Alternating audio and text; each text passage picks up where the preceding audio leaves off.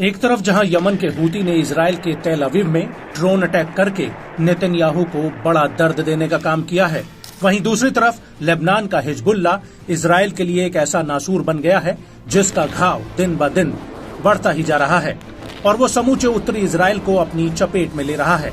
Hezbollah के हमलों ने उत्तरी इजराइल को एक वीरान खंडहर में तब्दील कर दिया है और पूरे 24 घंटे हिजबुल्ला के ड्रोन इस इलाके में मंडरा रहे हैं और जैसे ही इजरायली सेना इस इलाके में कोई हलचल करती हुई दिखाई देती है, वैसे ही हिजबुल्ला के ये ड्रोन उसके ऊपर आग बरसाने लगते हैं।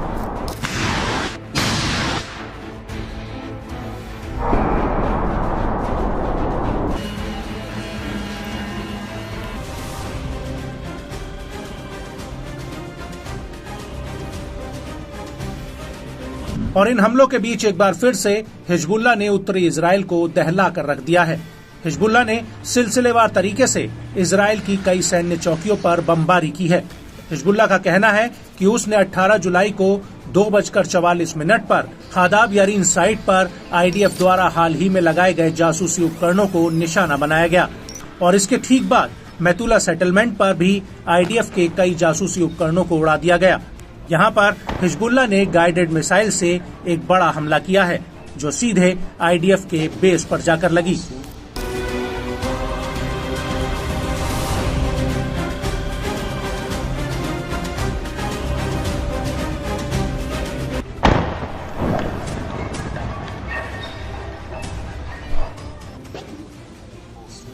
और इस हमले के बाद 4:02 के आसपास हिजबुल्ला ने बिरकत रिशा और अल राहेब सैन्य चौकियों पर बुरकान रॉकेट की झड़ी लगा दी, जिसकी वजह से इन दोनों ही चौकियों पर आग लग गई।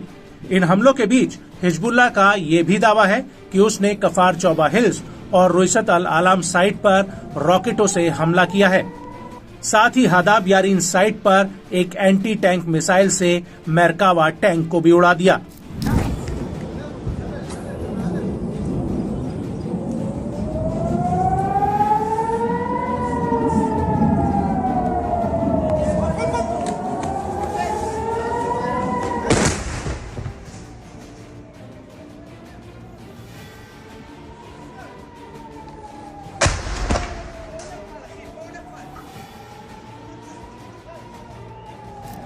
लेकिन इन हमलों के बीच इजराइल को सबसे बड़ा झटका फाइलॉन बेस पर लगा, जहां पर अभी तक हिजबुल्ला ने हमला नहीं किया था।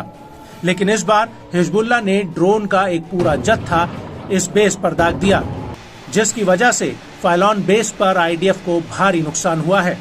आपको बता दें कि फाइलॉन बेस पर आईडीएफ की 210वीं ब्रिगेड का हेडक्वार्टर और वेयरहाउस है।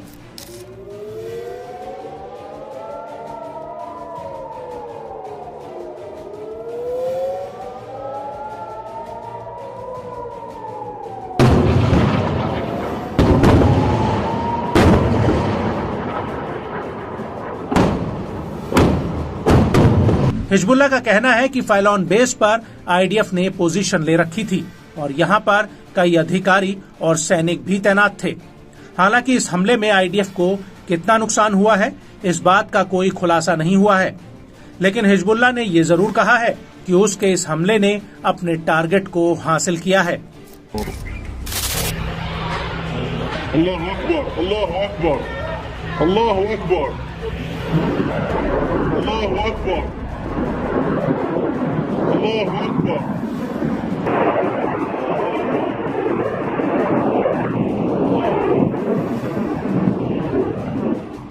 और इस हमले के बाद हिजबुल्ला ने अल मज्र साइट पर भी बुरकन रॉकेट से सीधा हमला किया और जैसे ही ये हमला हुआ, इसके ठीक बाद यारा सेटलमेंट में आईडीएफ द्वारा बनाए गए वेस्टर्न ब्रिगेड के नए हेडक्वार्टर पर भी हिजबुल्ला ने कई ड्रोन अटैक किए।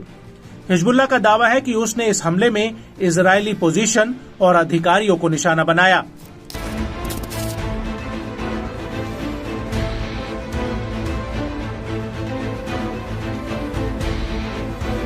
वहीं इन हमलों को लेकर इजरायली मीडिया का कहना है कि रोश पिना और हाजोर हगलीलित सेटलमेंट पर 2 हवाई टारगेट्स को एयर डिफेंस सिस्टम इंटरसेप्ट नहीं कर पाया, जिसकी वजह से मैतुला समेत इन इलाकों में आग लग गई।